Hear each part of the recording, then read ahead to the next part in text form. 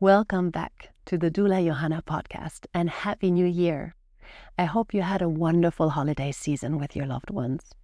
As we step into 2025, I want to talk about something I find so important: being kind to ourselves, making space for our dreams, and setting intentional goals for the year ahead. In episode 1, I looked back at 2024 and the goals I came up with using the Wheel of Life. I shared with you what went well and what didn't. Today, we'll revisit the Wheel of Life, but this time with a fresh perspective, using it to plan new goals for 2025. This exercise has been a powerful tool for me to realign my focus and create space for what matters most to me. I don't know about you, but traditional New Year's resolutions, which often focus on surface level changes like losing weight or breaking bad habits, never really worked for me. The Wheel of Life, however, really encourages me to take a more holistic approach. It helps me to feel real gratitude for the areas of my life that are currently thriving and approach the ones that feel lacking with curiosity instead of judgment. So goals created from this space of intention and reflection have a much deeper impact for me because they truly align with my values and desires rather than just checking boxes of a list. I'd love for you to join me in this practice, either on your own or alongside a partner or a friend. Taking time to clarify your goals isn't just productive, it is a meaningful way to show yourself the care and attention you deserve. A great way to doula yourself. You can find a Wheel of Life template in the blog post on my website that corresponds with this episode. There will be a link in the show notes, I promise. Okay, let's dive in. I've slightly adjusted the Wheel of Life for this year. I changed the categories a little bit to better reflect my priorities.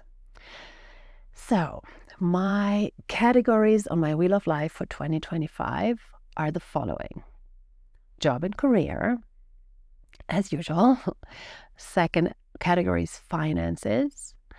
The third category is family. And this time it's just family, not family and friends, because I feel like those are really very two different things for me. And so family deserves its own category this year. And I have then as a fourth category, health and body. I have personal growth. Then there is physical environment. And fun, friends, and adventure is the one category this year. And the last category is marriage or romantic relationships, whatever you want to call it. Feel free to adjust these categories to fit your own needs, right? Maybe you want to have like spirituality in there or other things I cannot even think of. This year, I can tell you that my Wheel of Life looked very different from any other year. For the first time, I had one category rated as a 10 and I had another rated as a 5. Both of those things have never happened before. Let me walk you through them. I will start with the best category. The 10 was for physical environment. Finding a house to rent in Munich still feels like we won the lottery, and I feel so much gratitude over this. Every time I look out the living room window, I almost want to cry when I see the backyard. I dreamed about having this kind of space for so long, and now it's here and I cannot stop grinning. So total 10 out of 10 feeling for me. At a 9, I had two categories. I had fun, friends, and adventure, and job and career. Last year, I read a book called The Power of Fun. And I made a conscious effort after reading this book to bring more fun back into my life. And it worked. I'm also very intentional about seeing my friends regularly. Although there's always room for more, I feel deeply grateful for the incredible women I have in my life and the time that we spend together. So definitely a 9. Job and career is also a category I feel really great right now. So another 9. The balance between my part-time job at the university, which is familiar and secure, and my freelance doula work, on the other hand, is a perfect mix for me. I'm so thankful for my supportive boss and the flexibility of being my own boss. So really, a really good combination for me. I have 2 categories rated at an 8, marriage and personal growth. I am really thankful for my husband, for his love, his support, and the way he continues to adore me even after 14 years together. Not every day, I'm sure he also hates me some days, but he still lights up when he sees me, and that's something I don't take for granted. And we do both work really hard on this relationship, but still the demands of work and family life sometimes leave us without enough time and energy for each other because we spend it elsewhere. And there is room for improvement. So it's good, but it's an 8. It could be better. I'm sure we can do better than that. Personal growth also feels better than last year. I've gotten better at saying no to people, to things, and I'm better at making time for stillness to listen to my heart. I'm especially proud of taking the first steps towards becoming an end-of-life doula, which has been a dream of mine for a long time. I will tell you more about this journey in next week's episode. Health and body is at a 7 this year, so it went down 1 point compared to last year. Even though I'm generally healthy, I practice Continika regularly and I take my bike to go to most places, I don't feel like I'm giving my body the attention it deserves. I ate a lot of shit, first of all, over the last couple months, and I can feel it in all of my cells. When I have to run to the bus, it takes me ages to regulate my breathing again. I feel depleted, and this is not how I want to feel. There's definitely room for improvement. My body deserves better, for sure. And then there is finances. Finances are my lowest rated category this year with a 5. I never had that before. And that's weird because last year I made a lot of progress, right? Like I improved my financial literacy by a lot. But I guess that now that I understand the reality of our situation better, it feels pretty heavy. With 2 kids in Montessori school and a 3rd in daycare, money is pretty tight. And if either of us lost our jobs, which thankfully is highly unlikely, our savings wouldn't last very long. So this is something I'm determined to work on in the year ahead. Okay, if you made it that far with me, the next step would be to write down 3 goals for each category. For me, this is a pretty easy part because I have many dreams. The hard part is then narrowing the goals down to 3 to 5 high priority goals, which I just mark with a little asterisk. So my high priority goals for 2025 are the following. Go on a monthly date with my husband. Take the training to become a hospice volunteer. Create a 6-month emergency fund. Podcast every week. And build a terrace in the backyard. To organize my goals, I then use the Eisenhower matrix. This involves dividing a page into 4 squares, and the different squares have different titles, like there's urgent and important, there's urgent but not so important, important but not urgent, and then there's also one square that would be not urgent, also not that important.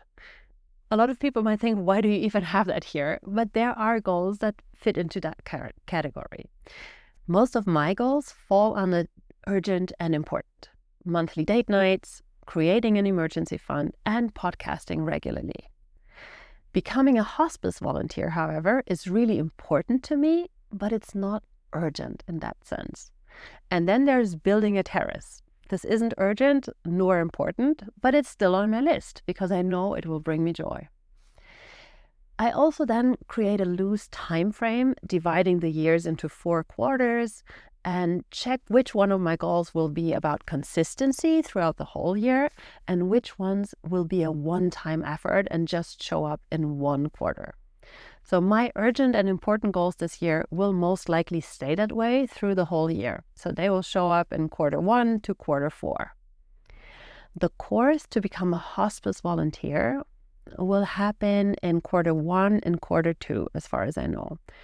And the terrace we will probably build sometime in summer, so quarter 2 or quarter 3. Once a quarter, I have a reminder in my phone to see if my plans are still in alignment with what I want and if the timeline still makes sense. So just to clarify, like, this is not a rigid process, right? Like, I do not put myself under any kind of pressure to stick to that timeline or to achieve my goals at all, right? This practice is more about being curious, about being really curious. I don't want to make my life harder.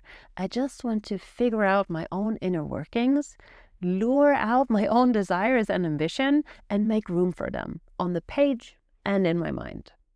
Another thing that I committed to this year was bringing it down to one thing, right? Like, I know I have 5 high priority goals, but to be honest, like, 5 is a little bit much. I will get distracted.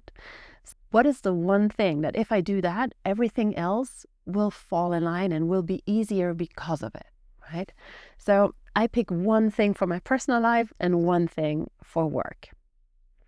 And I decided that in my private life, my one thing would be making date nights happen. I truly believe that our overall family happiness really benefits from our marriage being strong. If I intentionally put more quality time into my relationship, we will be better parents, our dreams will be more aligned, we will fight less, and my creativity will flow more freely because I don't have so much headspace like blocked by stupid little bitchy interactions in our normal life, right? Like, I don't want that. I want our marriage to be as high quality as possible. And if I could only pick one goal for work, it would be podcasting every week. I know I just started out, but I feel a sense of elation around it that is almost surprising to me. It makes me feel giddy. I am somehow convinced that by putting myself out there, I will be more intentional about everything else that has to do with work. I also want to be more kind and more compassionate with myself.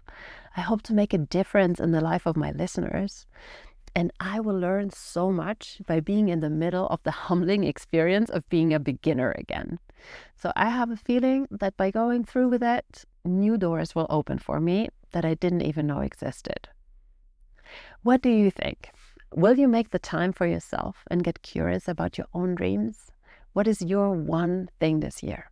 I would absolutely love to hear or read about what is coming up for you. If you know someone who would benefit from sitting down and setting their goals for the next year, please share this episode with them. It would really mean a lot for me. Also, if you would find the time to like this podcast, write a little review, I would really, really appreciate it. Okay, tune in again next Friday when I will share with you the 4 reasons why I want to become an end-of-life doula. Until next time, take care and be your own life doula.